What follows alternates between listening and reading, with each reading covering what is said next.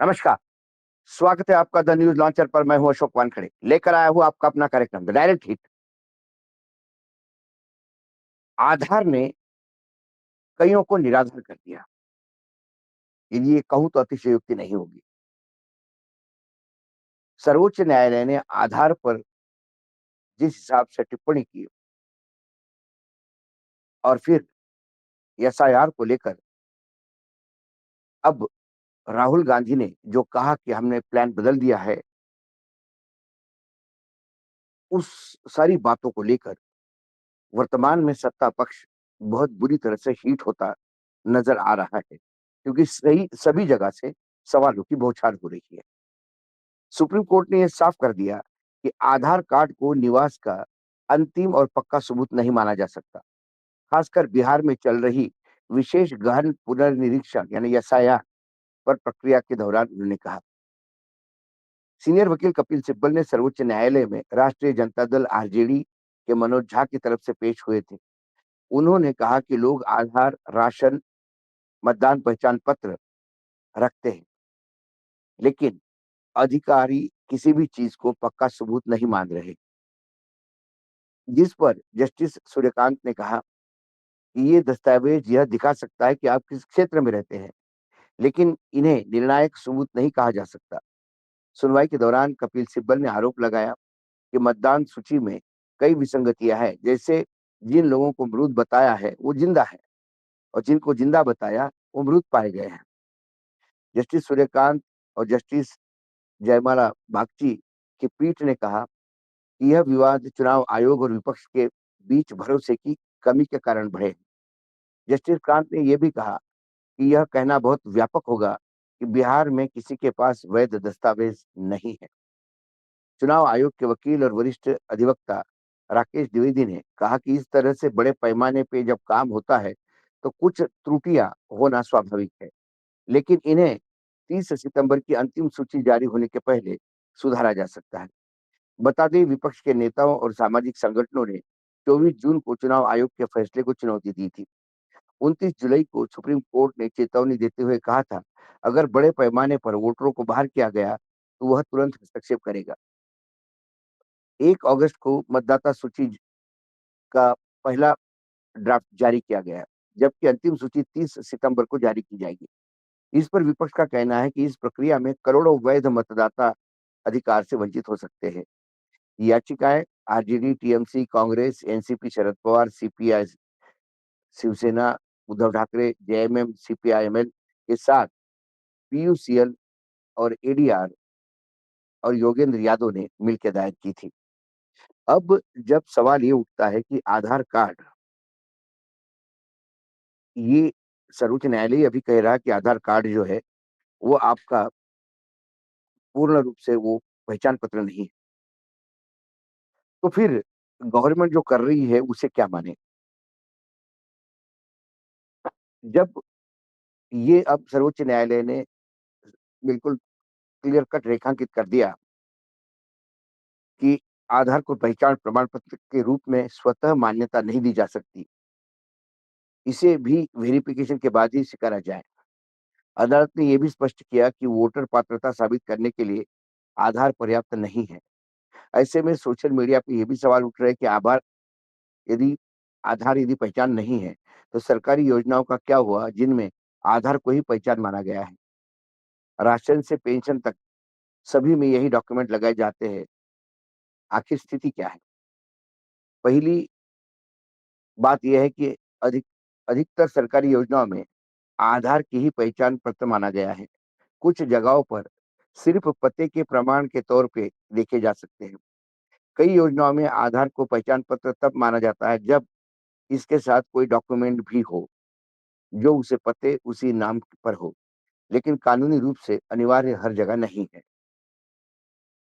उदाहरण के तौर पे बैंक में, अगर आप बैंक खाता खोलते हैं तो वह आधार की पहचान को ही आईडी प्रूफ के रूप में लिया जाता है।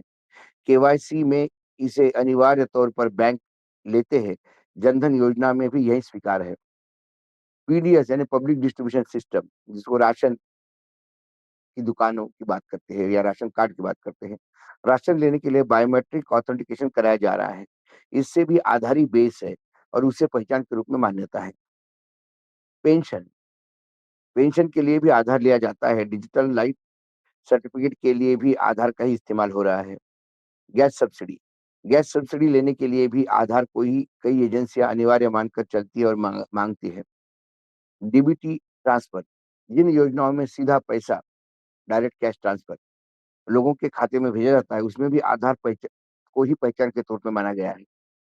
मोबाइल सिम, पहचान और पते के प्रमाण के रूप में आधार कार्ड के सभी कंपनियां मांगती हैं। कई राज्यों में राज्य स्तरीय प्रमाण पत्र, जैसे दिल्ली में आय प्रमाण पत्र बनवाना हो, तो आधार को ही आपका पहचान के रूप में लिया जाता है। आधार अधिनियम 2016 के मुताबिक आधार पहचान और पते का प्रमाण हो सकता है, लेकिन केवल आधार नंबर के न होने पर किसी को सेवा से वंचित नहीं किया जा सकता, जब तक कि कानून में अलग से अनिवार्य न हो। सुप्रीम कोर्ट ने 2018 में दिए एक फैसले में कहा था कि आधार कार्ड कई सरकारी योजनाओं में इस्तेमाल हो सकता है, लेकिन इसे भी सेवा के लिए अनिवार्य नहीं किया जा सकता। यदि आप एयरपोर्ट जाते हैं और एयरपोर्ट जाने के बाद अ, एयरपोर्ट में जो एक ऐप है एयरपोर्ट का, जिसमें आप अ, डिजी यात्रा जिसको कहते हैं, जिसमें यदि आपने वो ऐप डाउनलोड किया, तो एयरपोर्ट में आप सिर्फ़ खड़े होकर आपका चेहरा जैसा ही आ जाता है मशीन के सामने, दरवाजे खुल जाते हैं। सिक्योरिटी चेक तक इसका उपयोग होता है। इसका बेस भी आधार है। तो यदि किसी के पास निजी यात्रा का ऐप नहीं है, तो सीधा दरवाजे पे आधार कार्ड और अपना टिकट देके जा सकता है। वहाँ पे भी आधार ही है, जबकि वो बहुत बड़ा सिक्योरिटी का मामला है। और जब एक तरफ सर्वोच्च न्यायालय में लड़ाई चल रही है, तो दूसरी तरफ राहुल गांधी ने ऐसा कुछ बयान दिया कि एसआईआर को लेके कि और ज़्यादा चिंता सरकार की बढ़ गई है, खासकर बीजेपी की। रायबरेली के कांग्रेस सांसद राहुल गांधी ने अपने ताजे बयान में एक सीक्रेट प्लान का जिक्र किया है, इशारा दिया है बात करते हुए। उन्होंने कहा कि पिक्चर अभी बाकी है, क्या इसके मायने हो सकते हैं? देश में इस समय बिहार में चल रहे मतदाता पुनर्परीक्षण कार्यक्रम यानी एसआईआर पर बवाल हो रहा है। वोटर लिस्ट में गड़बड़ी को लेकर विपक्षी दल, चुनाव आयोग और सत्ताधारी दल बीजेपी पर हमला। इसी बीच मंगलवार को राहुल गांधी ने संसद के परिसर में कहा, मीडिया से बातचीत करते हुए, और एक फिल्मी डायलॉग उन्होंने बोला, पिक्चर अभी बाकी है। रायबरेली के सांसद ने अपने ताजे बयान में एक सीक्रेट बयान, मतलब सीक्रेट प्लान हमारे पास है, उसको उन्होंने इंगित किया। अब सवाल ये है कि जब उन्होंने कहा था कि मैं बहुत जल्दी एक एटम बम फोड़ने वाला हूँ, तो विपक्ष ने तो पूरी तैयारी के साथ बैंगलोर में प्रेस कॉन्फ्रेंस की, लेकिन सरकार इसे हँसी-मज़ाक समझ रही थी। चुनाव आयोग भी इसको हँसी-मज़ाक समझ रहा था। लेकिन बैंगलोर में 1 घंटे के प्रेज़ेंटेशन में जो चीज़ें सामने आई, उसने देश की आँखें खोल दी। चुनाव आयोग के पास सवाल के किसी जवाब नहीं थे। चुनाव आयोग एफ़िडेविट का टुनटुना बजाता रहा।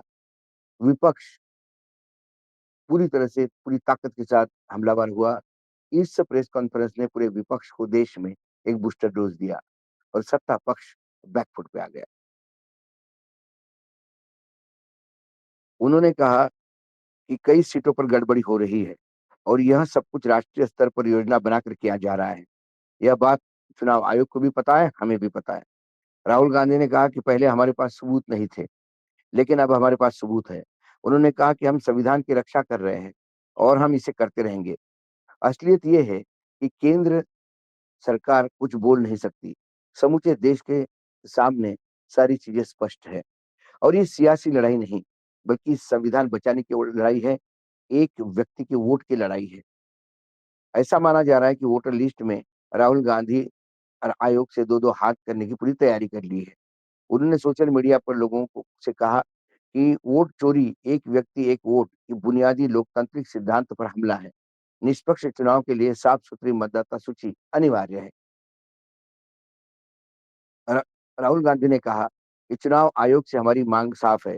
एक पारदर्शिता दिखाते हुए डिजिटल वोटर लिस्ट सार्वजनिक करें, ताकि जनता और राजनीतिक दल खुद इसका ऑडिट कर सके। आप भी इसे जुड़कर इस मांग का समर्थन कर सकते हैं। और कांग्रेस ने एक नंबर भी इसके लिए जारी किया। आने वाले दिनों में संसद से सड़क तक बड़े पैमाने पे प्रदर्शन करने की तैयारी कर रहे हैं विपक्ष खासकर। वोटर लिस्ट को लेके सुप्रीम कोर्ट में भी सुनवाई चल रही है। इससे आने वाले दिनों में भाजपा के नेतृत्व वाली एनडीए सरकार की मुश्किलें बढ़ सकती हैं। वो दूसरी तरफ कपिल सिब्बल ने सर्वोच्च न्यायालय में ये दावा करके कि एक छोटे से निर्वाचन क्षेत्र में 12 लोग जीवित है जिन्हें मृत दिखाया गया और कुछ मृत लोग हैं जो ड्राफ्ट वोटर लिस्ट में शामिल हैं। राहुल गांधी की इस मुहिम को राजनीतिक गलियारों में यह भी चर्चा है कि उन्हें इस बार बिहार चुनाव से पहले ठोस मुद्दा मिल गया है। जिस तरह से राहुल गांधी समेत अन्य विपक्ष नेता सबूतों के साथ इसे भूलने के कोशिश में जुटे हुए हैं, उससे बीजेपी को तगड़ा नुकसान हो सकता है, ये लगभग तय है। यही वजह है कि बीजेपी की धड़कनें बढ़ रही। लेकिन सारी इस एक वोट, एक व्यक्ति की लड़ाई पूर्ण रूप से मुझे लगता है सर्वोच्च न्यायालय में ही इसका कुछ बाहर निकलेगा। क्योंकि सर्वोच्च न्यायालय के मुख्य न्यायाधीश भूषण गवई ने 1952 से चल रहे एक केस को पलटाते हुए अब ये सुविधा बना दी है कि चलते प्रोसेस में भी चुनाव घोषित होने के बाद भी यदि कुछ गड़बड़ियाँ चुनाव आयोग करता है, तो ये पूर्ण अधिकार है सर्वोच्च न्यायालय का कि वो मतदाताओं की रक्षा करने और संविधान की रक्षा करने इंटरवेन कर सकता है।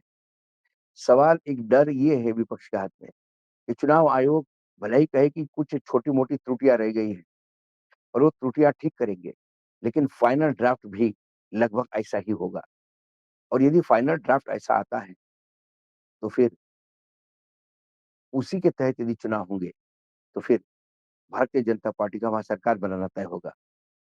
क्योंकि एक रिपोर्ट और आई थी, जिसमें ये बताया गया कि जो विधानसभा क्षेत्र उत्तर प्रदेश से सटे हुए हैं, वहाँ उत्तर प्रदेश के वोटर भारी तादाद में रजिस्टर हुए हैं। मतलब वो वोटर उत्तर प्रदेश में भी हैं और बिहार में भी हैं। ऐसी भी कई चीज़ें हैं, जिसे धीरे-धीरे लोग बाहर ला रहे हैं। बिहार के हर वार्ड में, हर बूथ पे चुनाव आयोग ने दबा के गड़बड़ियाँ की हैं और रोज़ चीज़ें सामने आ रही हैं। चुनाव आयोग है कि हमेशा एक एफिडेविट का टुनटुना बजाता है और सर्वोच्च न्यायालय में कुछ बात करता है, बाहर कुछ बात करता है, विपक्ष के साथ कुछ बात करता है, सोशल मीडिया पे कुछ बात करता है और तथाकथित सूत्रों द्वारा कुछ अलग खबरें परोसता है। लेकिन राहुल गांधी के इस बयान से ये पिक्चर अभी बाकी है, बीजेपी इस साल से रुक गई। आज डायरेक्ट हिट में इतना ही। कल फिर आता हूँ किसी विषय के साथ। तब तक के लिए नमस्कार, देखते रहिएगा द न्यूज़ लॉन्चर।